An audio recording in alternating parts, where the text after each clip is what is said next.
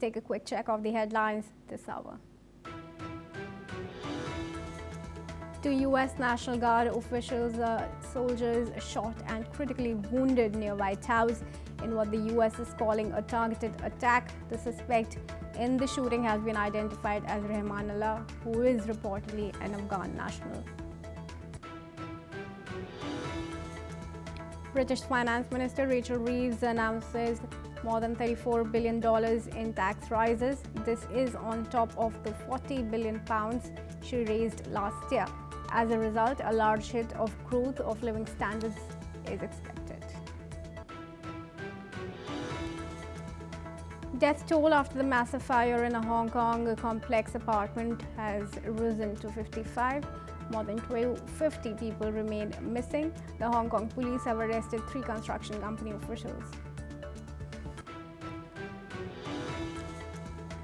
China says Japan will pay a painful price if steps out of line over Taiwan. Labels Japan Prime Minister's Taiwan comments erroneous after reports of Trump call. 11 people have reportedly lost their lives in a deadly train collision in China's southern province on Yunnan. At least 2 people have been injured in the collision. Floods and landslides brought about by torrential rain in Indonesia's North Sumatra province killed at least 61 people, with rescue efforts hampered by what an official described as a total cut-off of roads and communications.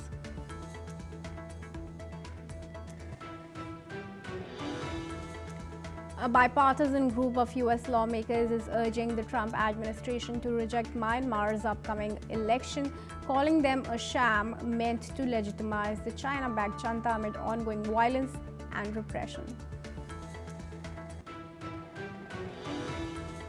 Japan denies report that Trump told Prime Minister not to provoke China on Taiwan. Takaichi said in her reporting of the call with Mr. Trump that they discussed the U.S. President's conversation with Xi, as well as bilateral relations.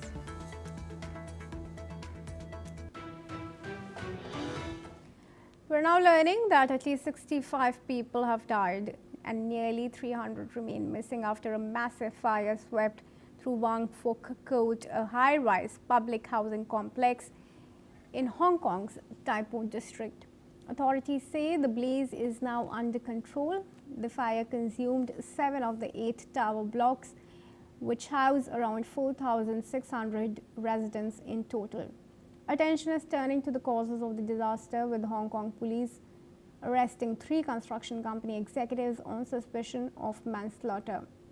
Additional pressure has come from the city's Independent Commission Against Corruption, which has opened a full investigation into potential corruption linked to the estate's recent renovation project, citing strong public concern.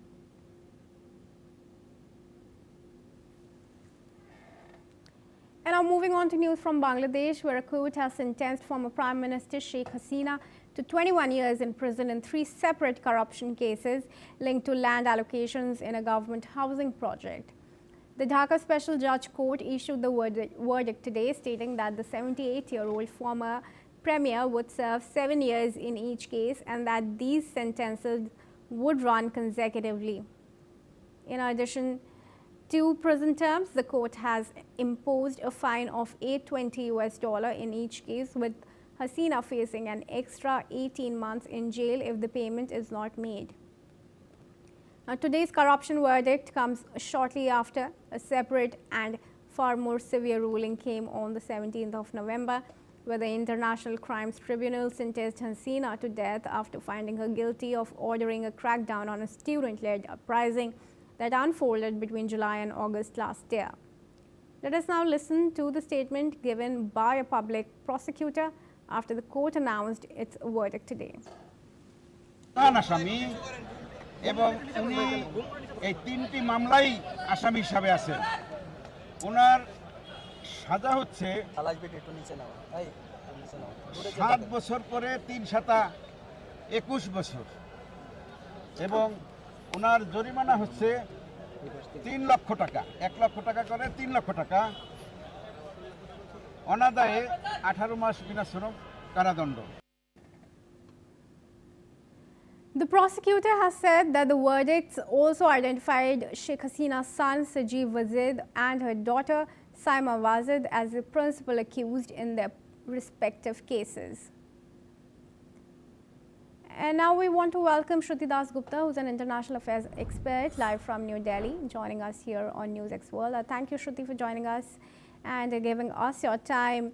Now, this is further setback for Sheikh Hasina. What options is she now left with to appeal for her case?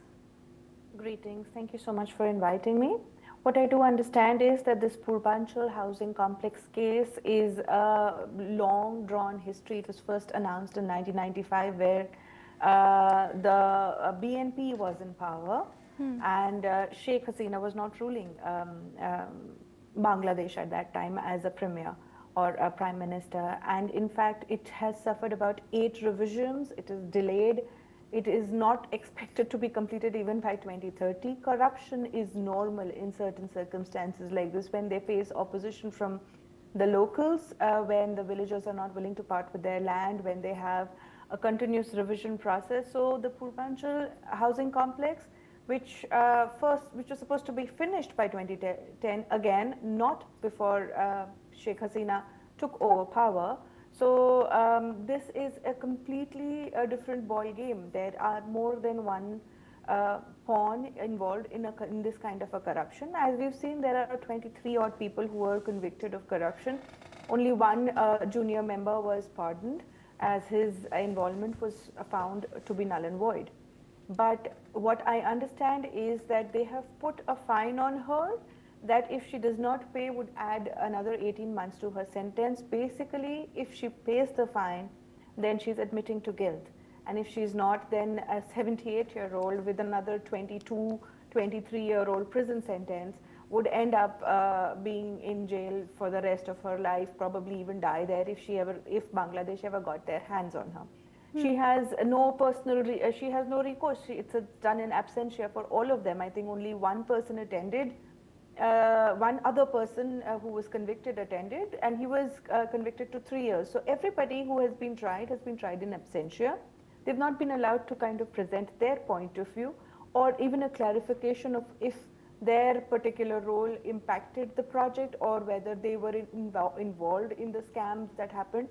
But I'm pretty sure that there are many other fingers in this particular pot of the Purbanchal project, and Hasina has been made a political scapegoat for this because it's convenient to find her guilty and find her party members, her family members guilty because they will not come to Bangladesh. And this is like getting their pound of flesh while they can kind of an act. And I hope there is no other recourse for her. She has to wait until there is an elected government where she can actually have a semblance of justice towards her cause. Otherwise, she has no cause but to sit quietly and deny the charges. But isn't the timing of the verdict questionable itself, given that elections are due in February? And with the upcoming elections, should we expect more political uprising in Bangladesh? And of course, yes. Uncertainty with the polls itself. Yes, there is already a lot of on-ground reporting that is showing that Bangladesh is not calm at all. There are supporters of Awami League and Sheikh Hasina that are out there on the roads protesting every day, regrouping every day. There is a media ban there which does not allow honest reporting on these occurrences. But what this particular verdict, which was followed by the ICT verdict, shows that there is a political agenda behind convicting her, so that even if the ICT verdict, which in my particular opinion is invalid because it violates Bangladesh's own particular law. So if that is invalid, at least the corruption case, they've got her on the corruption case. So they're trying to find, they're trying to build a net around her and her narratives to find her guilty of something or the other, so that the people feel, vindicated that we have got her, we have found a way to keep her out of politics, we found a way to show that Awami League was corrupt and was not part of the development of Bangladesh. And such a political message coming where the elections are announced shows that there are absolutely no way that Awami League would be allowed by the present regime to participate under at least their particular logo of Awami League. All right, Shruti, thank you for joining us and sharing your opinions here with us at NewsX World. But I request you to stay on, as I would like your opinion on another story going forward. But for now, viewers, let's tell you some news from India, where Prime Minister Narendra Modi has announced India's nuclear sector will be open to private firms. The move is a part of a broader plan to increase nuclear power capacity from 8 gigawatts, today to 100 gigawatts by 2047. A bill to amend the 1962 Atomic Energy Act is headed to Parliament's winter session starting December 1, allowing private companies to take part in power generation. Modi called the move a step toward energy security and global technology leadership.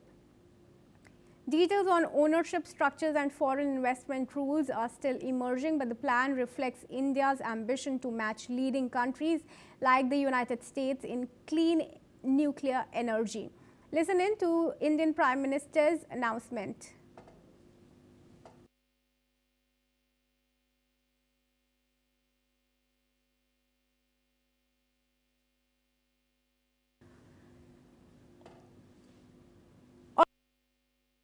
Fix that audio glitch, but this is being seen as a historic reform by the Indian government and in fact a transformational one for nuclear energy.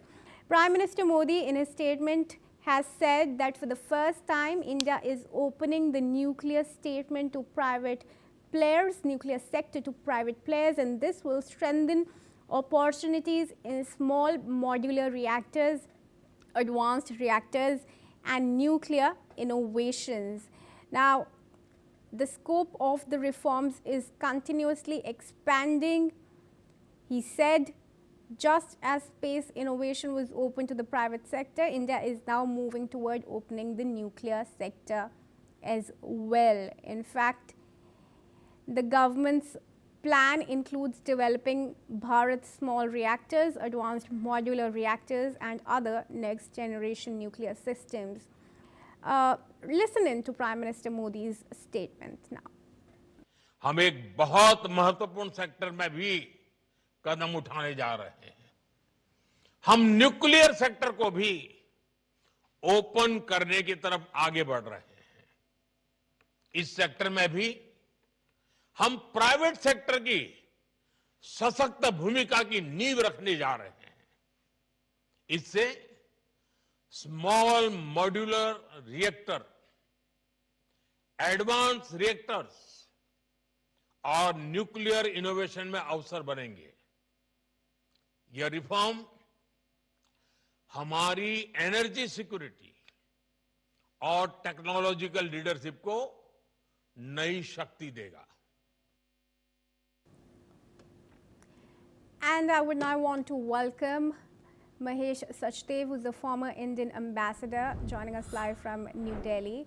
Thank you, sir, for joining us here at NewsX World. Now, this is clearly a historic reform, a transformational one for nuclear energy. How likely is it that it's going to break the government's 6-decade monopoly over nuclear power? Thank you for having me. You are right. This is indeed huge disruptive movement in the nuclear sector, which was long needed, partly because we have not had a largish breakthrough to match our ambitions in this sector. Bhabha plan, conceived before 1970, was talked about country gaining through 3 phases 10 gigawatt of nuclear power by the year 2000. And here we are, 25 years after that deadline, we're still generating only 8.8 gigawatt. So there is a huge scope to scale it up. And Prime Minister has chosen the right moment to do so when he has talked about inaugurated the private space venture in Bangalore today.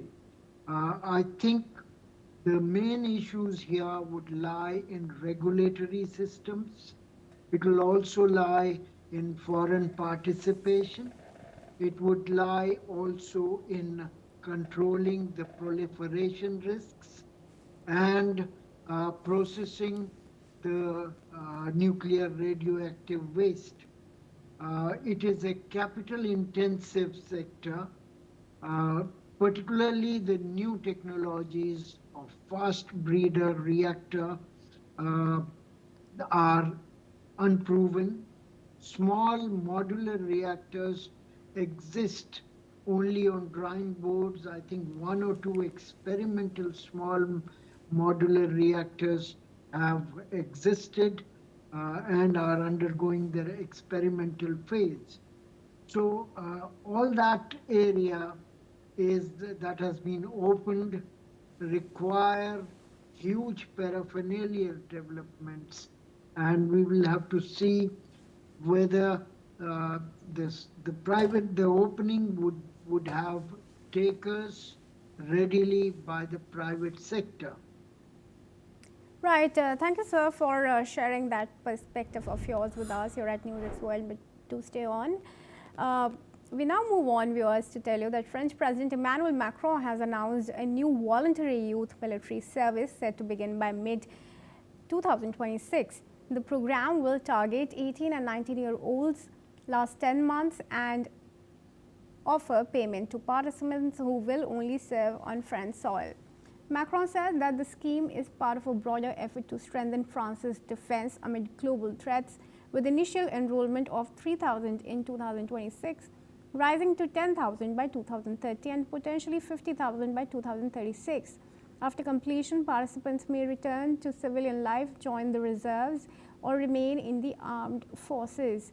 The move brings France in line with other European nations without returning to conscription. Now, Macron emphasized this hybrid model will combine national service, reservists, and active troops. The announcement followed controversial comments from the armed forces chief on preparing for future losses, which Macron clarified did not mean deployment abroad. Let's listen in to the French president's statement. Un nouveau service national va être institué progressivement dès l'été prochain. Ce service poursuit 3 objectifs précis.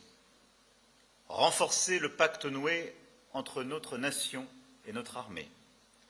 Renforcer la capacité de résistance de notre nation. Consolider la formation de notre... All right, and I want to welcome back Shruti Dasgupta, International Affairs expert, joining us live from New Delhi into the discussion here on NewsX World. Shruti, how do you see this development? This makes France the latest player to move from disarmament to rearmament in Europe. And this has come right after 2014 when the Crimea takeover happened by Russia. And so slowly, European nations are rebuilding their military power. As of now, France promises that anybody who's taking on this voluntary military service, which is unlike of the days of the past where it was conscription and you did your job where you were told to do, this is going to be only on the soil of France. So as of now, it's a defense network that they're trying to build, strengthen up their army, have more active youth involved in it, have boots on the ground, because that's what the war in Europe has shown, that boots on the ground matter. There was, of course, the General Fabien Medon, I believe, who spoke that about how Europe and France need to get ready to sacrifice their children in the name of Ukraine, although Macron has denied that this particular voluntary service has nothing to do with Ukraine as of now. But there is definitely the threat of Russian aggression that is moving all these nations, Germany, Croatia, Denmark, all of them are conscripting people, Switzerland included. So they're all conscripting young soldiers, trying to get some military discipline into their civilians. If the need arises, they might change their policies and have these people fight a war for Europe or for their own nations as the situation develops. But for now, we can just see that this is part of the rearmament of Europe. All right. Thank you, Shruti, for sharing that with us. And we now move on, viewers. Guinea-Bissau's military has appointed a general as the country's new leader for the duration of 1 year. This was a day after seizing power, arresting the president and derailing the announcement of election results. According to a group of officers, Guinea-Bissau's military has seized total control of the coup-prone country, suspending the electoral process, and Guinea-Bissau waited for the results, which President Umaro Sissoco Embalo had been expected to win. Let's listen to what General Hortanatam had to say. Acabo de ser empossado nas funções de presidente do Alto Comando Militar para a restauração da segurança nacional e da ordem pública. Meanwhile, West Africa's ECOWAS and African Union observers have expressed their concern over the military takeover in Guinea-Bissau and the arrests of election officials. However, the African Union has said that they urge the armed forces to immediately release the detained officials to allow the country's electoral process to proceed to its conclusions. And I want to welcome back Mahesh Sachdev, former Indian ambassador, into the discussion here. He joins us live from New Delhi. So how do you see this development shaping now with elections marred? Is the country moving forward and becoming what some may call as a banana republic? Well, it's an unfortunate situation. Since its independence in 1973 from Portugal, Guinea-Bissau, one of the poorest countries of the world, has largely remained under military rule. This country of 2 million people is among the poorest in the world. And the current president, Umaru, was himself the military chief before swapping the uniform for the president being elected. And he was to be possibly the first president to be re-elected by this election. No other president has done so. And we now have a situation where this military coup, if successful, would deprive the country of a rare bout of democratic rule. President Umaru has told a French news agency that he's under detention, and the coup has succeeded. Now, there are 2 or 3 imponderables from outside. Firstly, African Union has a rule that it does not recognize military takeovers of civilian power. So African Union, ECOWAS, the regional body, and African Elders Forum have all denounced the coup. At the same time, we have seen that in West Africa, at least, last 4 or 5 years have been replete with a number of military coups in Mali, in Niger, in Burkina Faso, and other countries. And these regimes have been ostracized, but they have not been overthrown by a concerted African Union or ECOWAS military action. So there is a possibility that this regime in Guinea-Bissau would also continue, as other 3 regimes in the neighborhood owned by the military have continued. At the same time, it would be difficult for the government run by the military to reimpose its rule after a bout of democratic polity. The country is roughly divided between Muslims and non-Muslims, out of which about a fifth are Christians. So, and the presidential election, if you notice, the two candidates, one of them, President Umaru, is a Muslim, while Da Costa is a Christian. So there is a possibility of military trying to sort of divide and rule between Christians and Muslims, which is very often the case in West African politics. Let's see where it takes, but the country is desperately dependent on IMF and Western assistance, and their position on the military coup would have to be carefully observed. It may be a decisive factor in continuation of the military power. Thank you. All right, thank you very much, sir, for joining us here at NewsX World and helping us with the understanding of that complex issue. And with that, viewers, let's move on to news from Thailand, where residents of Hatai have started returning to their homes as flood waters in some areas of the city has started to recede, though much of it remains submerged. The flooding has forced thousands to be evacuated and many will be in the shelters. Let's listen in to what some of the residents had to say. น่าจะไม่ท่วมน่าจะไม่ร้อนไม่เสียหายแล้วก็กลับไปบ้านโตข้างบ้านก็โทรไปถามว่าน้ำมาอีกแล้วนะตอนนี้แค่เข่าแล้วก็เดินฝ่าน้ำมาก็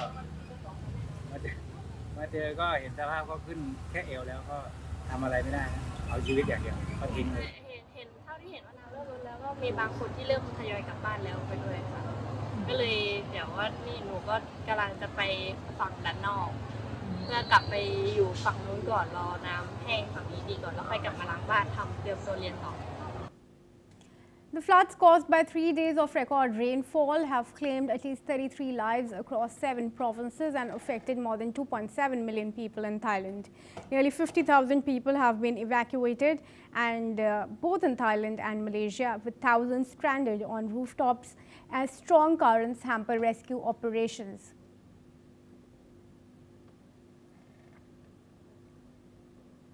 That's all we have time for. Keep watching NewsX World for more news updates from across the world.